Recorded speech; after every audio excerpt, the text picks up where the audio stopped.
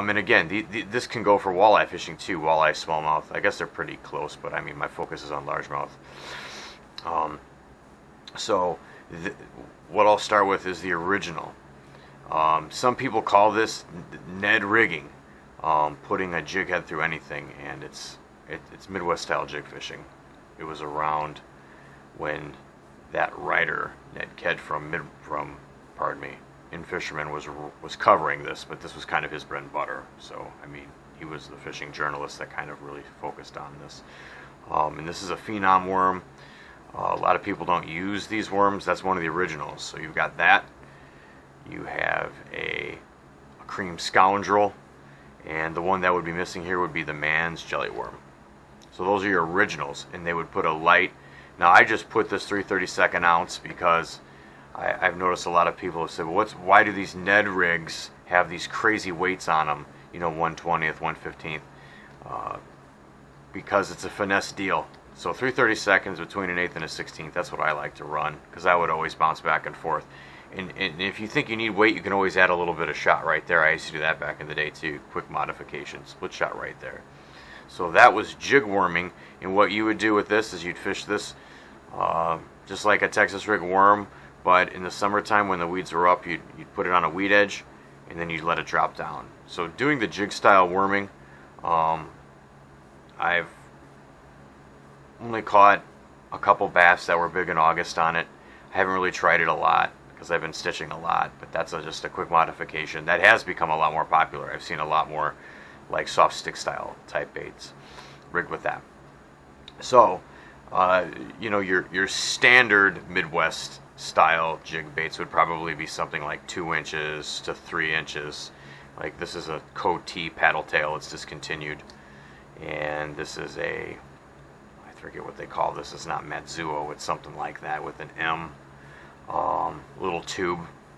I've never used those, but I've been meaning to. But that would be pretty much your classic profile. Again, not too big, not too small. You know, bigger than crappie, but smaller than what a lot of people think for largemouth. But these will definitely work for largemouth.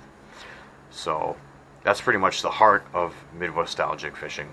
But then what happened was people wanted to catch bigger bass, and they realized that you could take these smaller type jig heads, and what you could do is you could rig them. This is a Berkeley, like their Sluggo.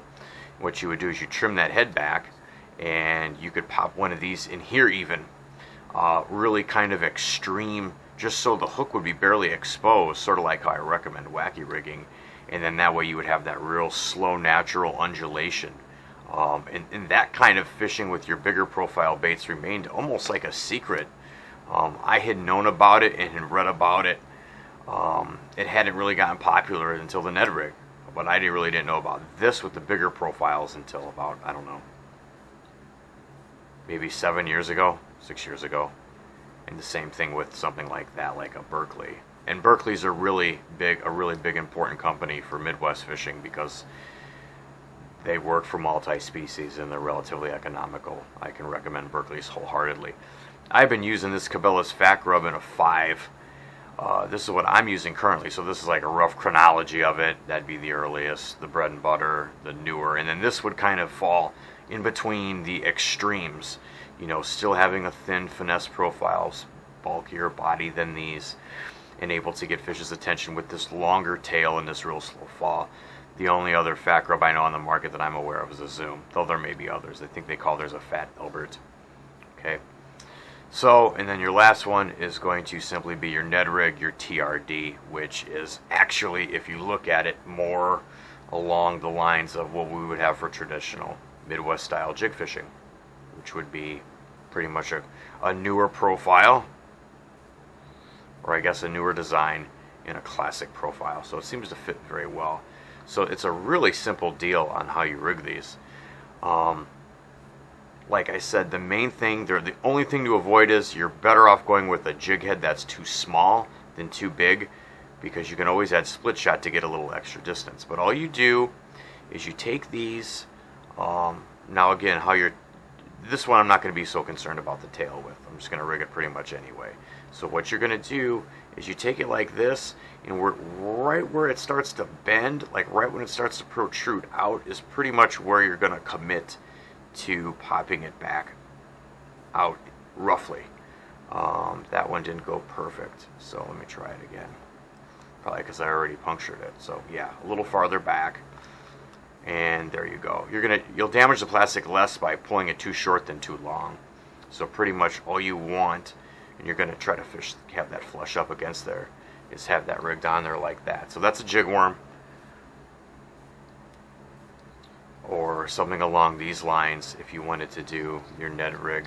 I guess I have not fished these. I will own up to them, though I guess it's got these two sides. So you could do either one. I don't know what would be the preferred method. And the big deal with the Nedrig, like, I'll just report this, I haven't fished it, is this super stretchy deal. And I've noticed on Wired to Fish's website that it really has most soft stick baits have a quivering motion like this or like this, and this thing has a real curl to it, which may be part of the draw. So I'm sure I could just figure out how to rig this up pretty quick. Shouldn't be too hard. Wow, it's super soft.